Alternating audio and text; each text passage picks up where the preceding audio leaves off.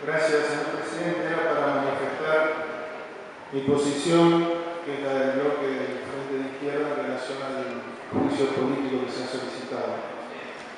Consideramos que es una lástima que recién ahora podamos acceder en la reunión de la web parlamentaria a un documento que es por demás fructífero en materia de información y de argumentos, presentado por Lucas Portillo, al cual seguramente los diputados no han tenido acceso, no han podido leerlo en el transcurso de estos breves minutos u hora y media que hemos tenido acceso a él. Pero sí hemos tenido acceso a los documentos anteriores que se han leído por Secretaría. Yo entiendo que todos esos documentos, sin excepción, aportan elementos más que suficientes para que se inicie, para que esta Cámara vote el inicio del proceso de juicio político. Es claro que el funcionamiento de las oficinas fiscales, del Ministerio Público en general, de la justicia en general, adolece de falencias que son visibles y sufribles por todos los ciudadanos de la provincia. Y por la responsabilidad constitucional que se le asigna al Procurador General y por la responsabilidad que se le asigna también a través de la Ley 8008 de la provincia, consideramos que hay una responsabilidad política en la impunidad que reina en nuestra provincia en materia de seguridad y de delito. Tenemos aproximadamente un 5% como mucho de casos resueltos. Tenemos una violación sistemática denunciada reiteradamente a los derechos que les asisten a las mujeres víctimas de la violencia de género. Cada vez que van a hacer una denuncia por violencia de género, se encuentran con una situación en la que no son contemplados sus derechos. Lo ha denunciado la abogada de DAC y distintas organizaciones defensoras de los derechos de la mujer. Esto es manifiesto. De hecho, si uno lee también, por ejemplo, los fundamentos de los distintos presentantes, nos encontramos con que no existe un protocolo, una guía para seguir en las oficinas fiscales frente al tratamiento de la violencia de género. No solamente eso, sino que tampoco hay una publicación, una publicación de los actos de gobierno, sería, ¿no? En este caso. La ley 8008 le atribuye al procurador la elaboración de la política criminal para la provincia de Mendoza. Y uno pregunta cuál es la política criminal para la provincia de Mendoza y no tiene respuestas por parte ni del procurador ni de ningún otro organismo. No existe. De hecho, el delito avanza, la impunidad avanza. Esto creo que todos lo sabemos y lo sufrimos y la sociedad sí lo hace saber. Pero sin embargo, como parte de esa supuesta política criminal que no se explicita, que no se sabe cuál es, uno ve los resultados y los resultados son realmente muy perjudiciales para la población.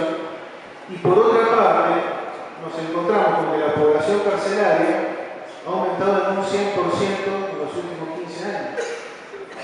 De 2.000 presos que había hace 10-15 años atrás, ahora hay 4.000. Con una coincidencia casi generalizada. Todos son jóvenes y de sectores de bajos recursos. Sin mencionar los abusos que se cometen con las racias y las detenciones por averiguación de antecedentes, que son cientos de miles al año, anunció el gobernador acá en su discurso el 1 de mayo.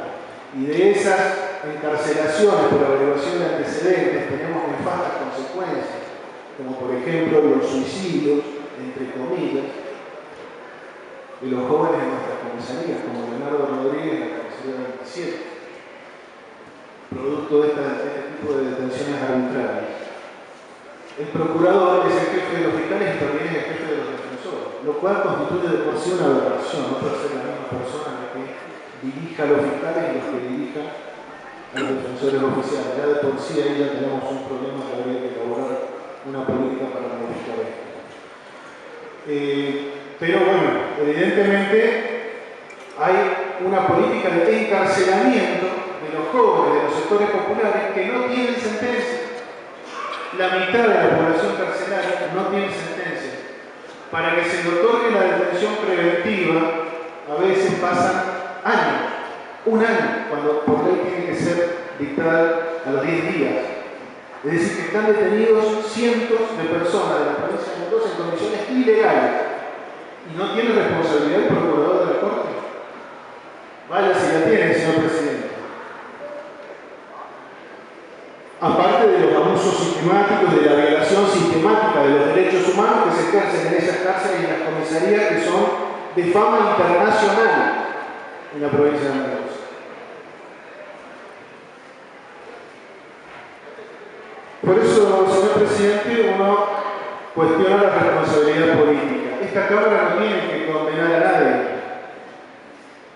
Es el Senado el que efectivamente hace después. Pero creo que con los elementos que tenemos sobran los motivos para iniciar por lo menos un proceso de investigación. Hay denuncias muy serias, señor presidente. En el marco de una lucha creciente del movimiento de mujeres para que se defiendan los derechos de género, para que no se produzcan más genocidios, movilizaciones masivas para el 3 de junio, hay una lucha de por medio, una lucha genuina, justa, que tiene que ver con terminar con esta situación.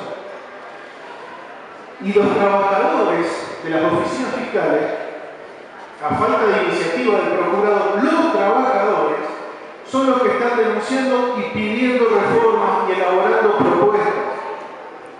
Acá los trabajadores han presentado una propuesta que la hizo legislativa el bloque nuestro, el Frente de Izquierda, porque es un colapso el funcionamiento actual de las oficinas fiscales.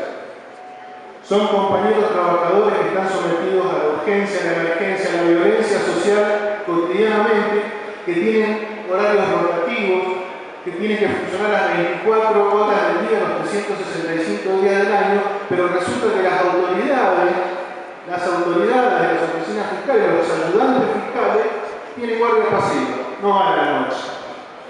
Los señores no resuelven los problemas, los tienen que resolver los empleados. Y a esos empleados que piden que se les reduzca la jornada laboral a 6 horas sin rebaja salarial, el señor procurador de la Corte, ¿qué contesta? Contesta, no, señores empleados, están muy bien, sigan trabajando 8 horas, sigan matándose como se están matando, y encima cobran menos la hora de trabajo que el resto de los trabajadores judiciales. El procurador ha escrito y lo ha acompañado al expediente que hemos presentado nosotros en su negativa a dar las 6 horas, que corresponde a un 25% de aumento nada más para los trabajadores de las oficinas fiscales. Sin embargo, trabajan 33% de horas más que el resto de los trabajadores. Es decir, que hasta desconoce el concepto constitucional de que por igual trabajo, igual salario. Este señor que es procurador de la Corte no ha leído la Constitución Nacional, no ha leído el 14 bis de la Constitución Nacional, señor presidente. Está defendiendo una injusticia dentro del gremio judicial, que cobren menos por hora trabajada los trabajadores que más trabajan, que están expuestos a la violencia, que son los trabajadores de las oficinas fiscales. Esto es lo que contesta el jefe de los fiscales frente a una propuesta de los trabajadores que dicen creemos un cuarto turno y rebajemos la jornada laboral porque así no podemos. Esta es la situación, señor presidente, por lo tanto tenemos que sobran los motivos. Seguramente la gente que está acá diría muchos más motivos y otra gente que no está acá presente tendría muchos más motivos para hacer un juicio político del procurador de la Corte. Esa es nuestra posición y por eso vamos a votar a favor. Gracias, señor presidente.